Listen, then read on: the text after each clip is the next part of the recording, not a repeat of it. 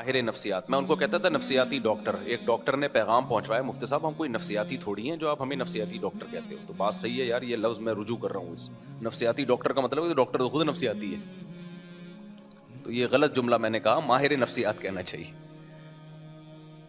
بعض دفعہ, ہمیشہ نہیں, بعض دفعہ ماہر نفسیات خود گھر توڑنے کا ذریعہ بنتے ہیں.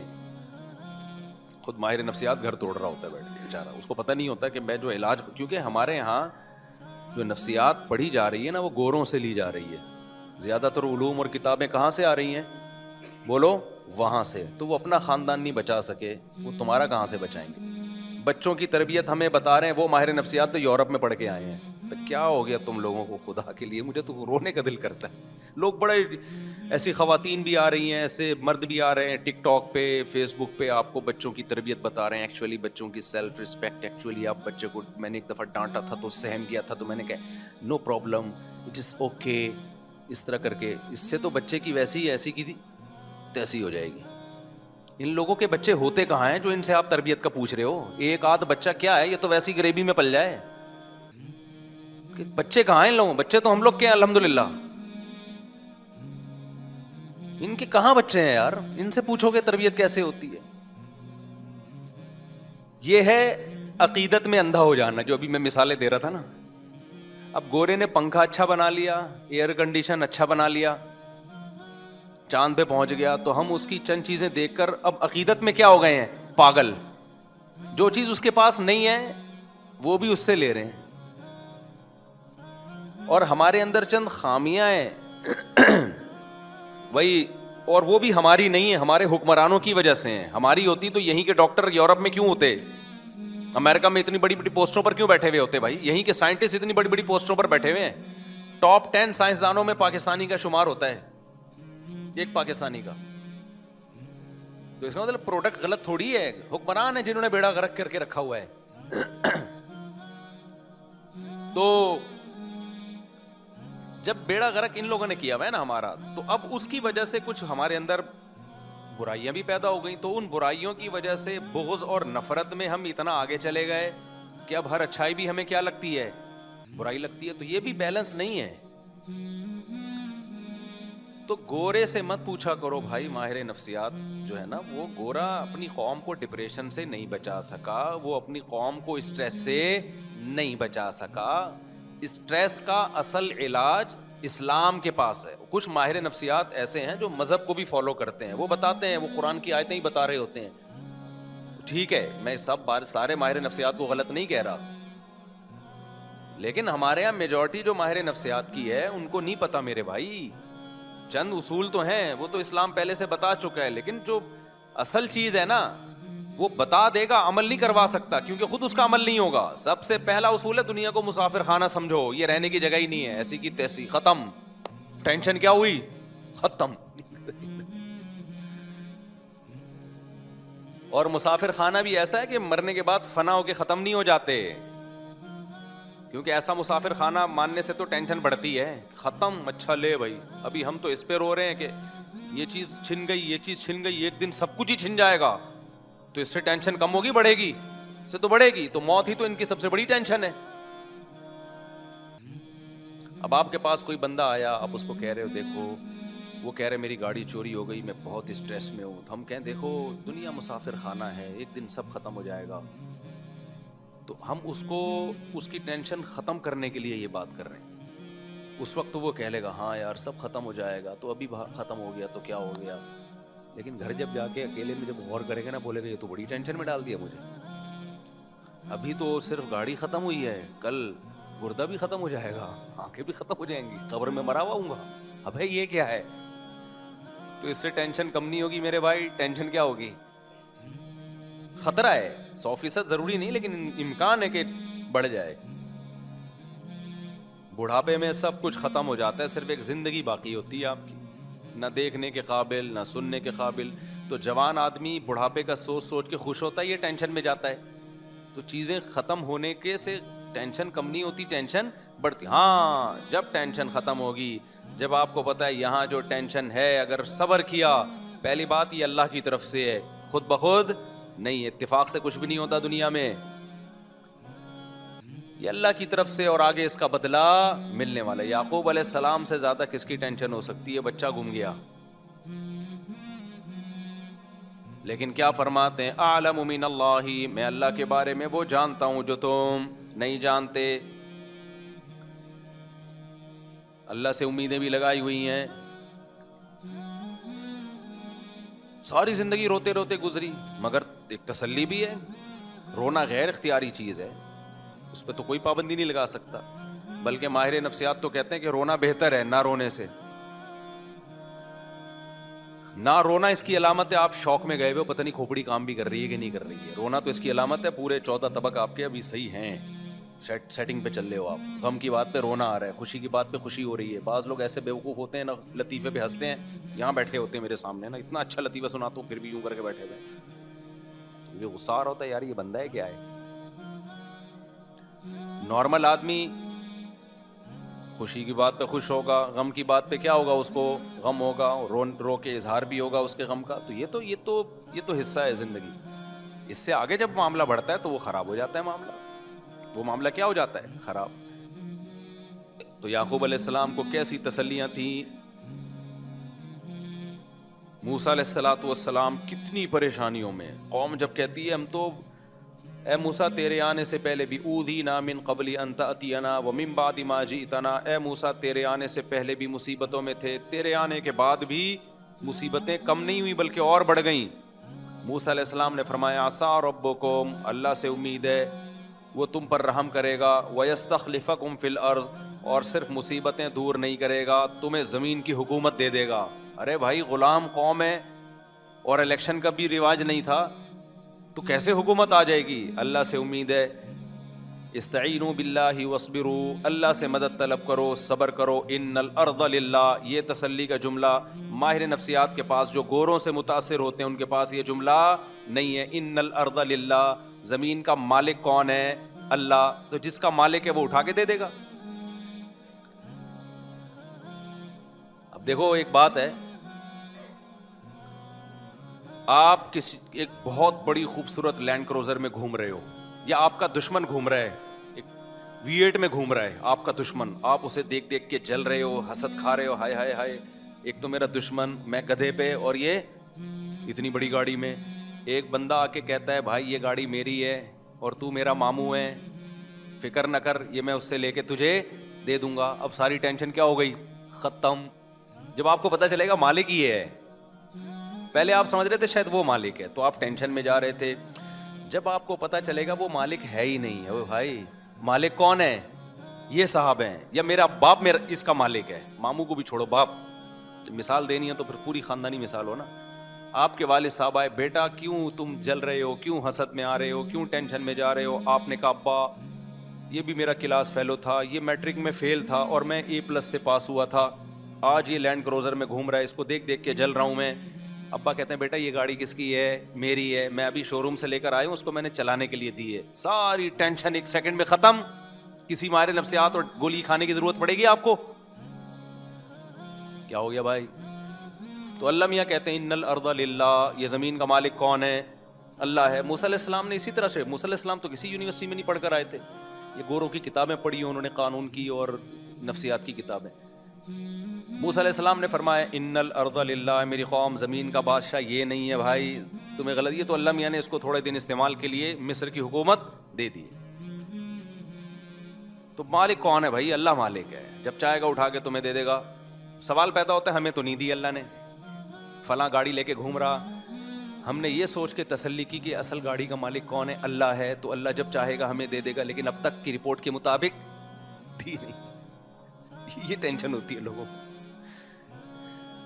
لوگ کہتے ہیں میرا دوست میٹرک میں فیل تھا، آج 1000 گز کا ڈیفینس میں اس کا بنگلہ ہے اور میں وہی نالے کے اوپر میرا چھوٹا سا جھونپڑا ہے. میں نے مفتی صاحب کا بیان سنا تھا کہ اللہ تعالیٰ کہتا ہے کہ بنگلے کا مالک کون ہے؟ اللہ ہے، جس کو چاہتا ہے دے دیتا ہے.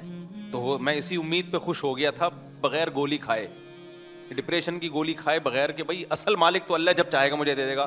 اب تک کی رپورٹ کے مطابق مجھے وہ ملا نہیں ہے. لوگ پھر اس ٹینشن میں جا رہے ہوتے کہ بنی اسرائیل کو تو مل گئی حکومت، ہمیں تو نہیں ملی، ہم کیسے تسلی میں آئے، اور آئندہ ملنے کا کوئی چانس بھی نظر نہیں آ رہا. تو اس کا بھی بھائی اللہ میاں نے, اس ٹینشن کا بھی اللہ نے علاج بتایا ہے.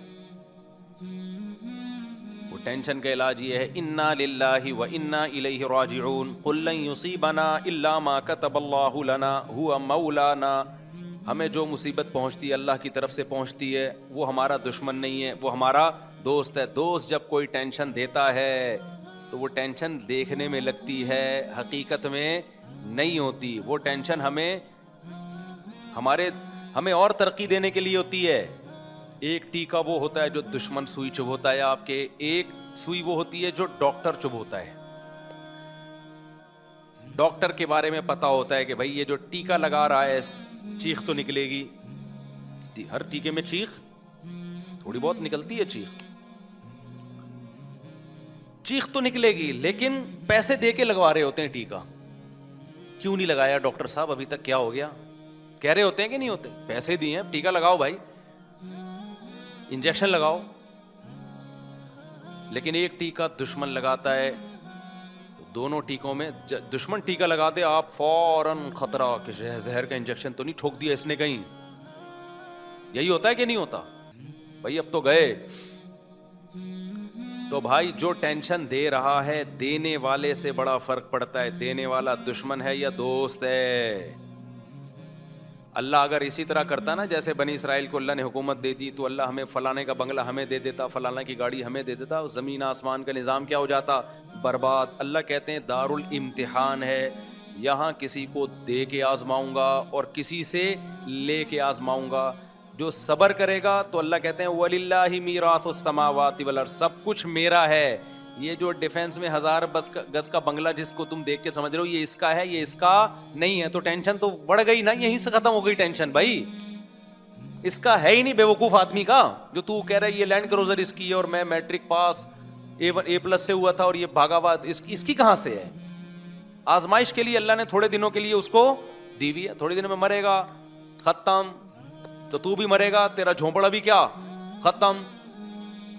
آگے اللہ کے لیے تو بھائی زمین آسمان کا مالک ہے, پھر بڑے بڑے بنگلے ہیں اللہ میاں کے پاس, جنت ہے, نہریں ہیں اس میں, شہد کی نہریں, فیہا انہار من ماء غیر آسن, ایسے پانی کی نہریں جن کا ذائقہ کبھی متغیر نہیں ہوگا. وانہار من خمر لذۃ للشاربین, شراب کی نہریں جو پینے والوں کے لیے لذت ہوں گی, لذیذ نہیں ہوں گی, لذت ہوں گی. وانہار من عسل مصفی, صاف ستھرا شہد.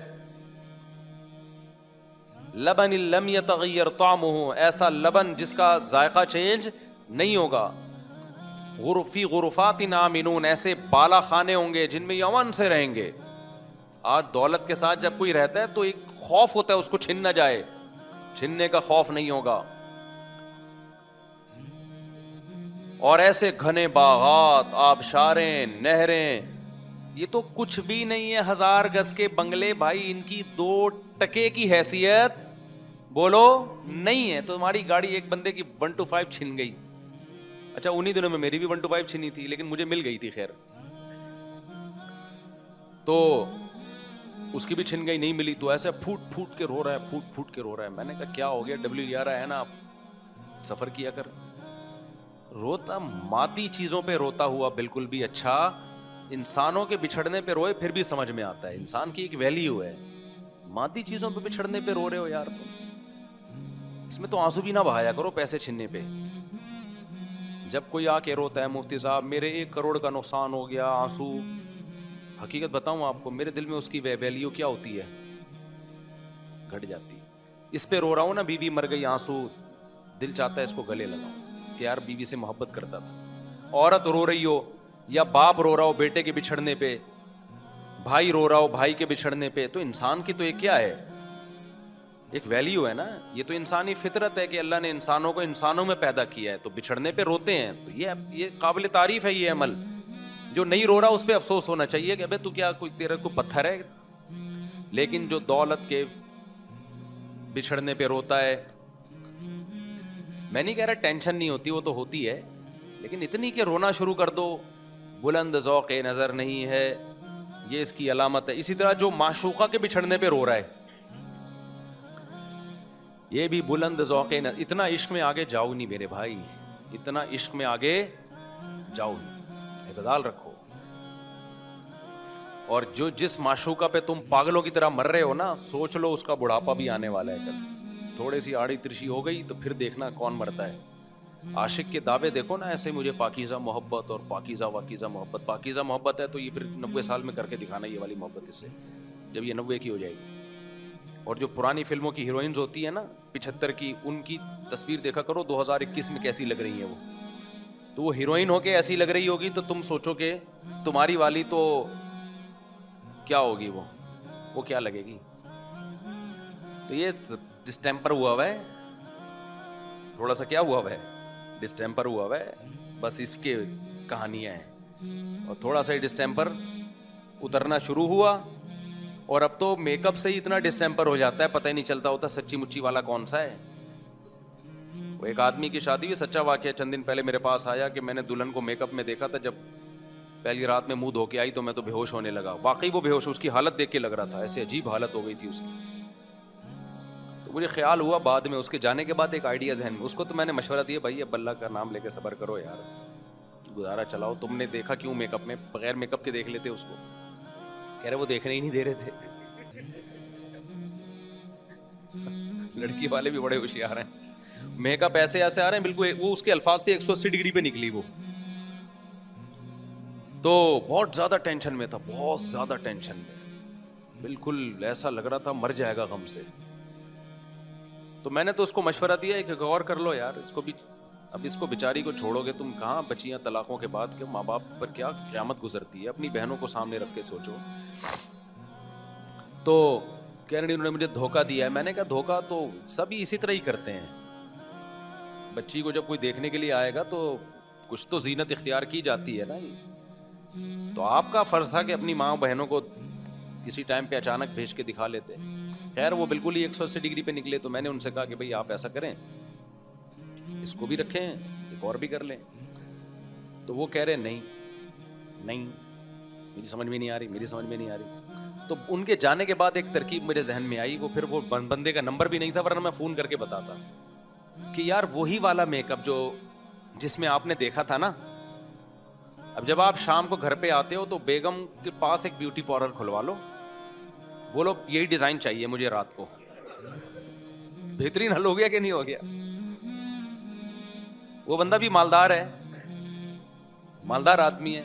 تو میں نے کہا اس ڈیزائن میں تو پسند آئی تھی نا, اس نے ہاں اس وقت تو بہت خوبصورت لگ رہی تھی. تو بس مسئلہ حل ہو گیا. کیا خیال ہے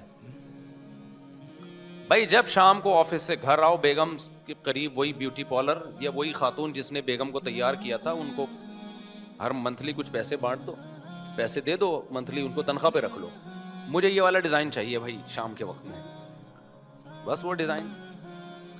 تو یہ بھی ایک حل ہے بہترین.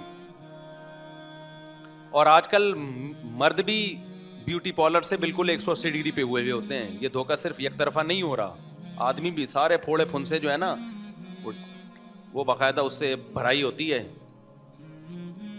وہ بھی ایسا لگ رہا ہوتا ہے جیسے 18 سال کا لونڈا ہے, تو بعد میں پتہ چلتا ہے کہ یہ تو بزرگ ہیں.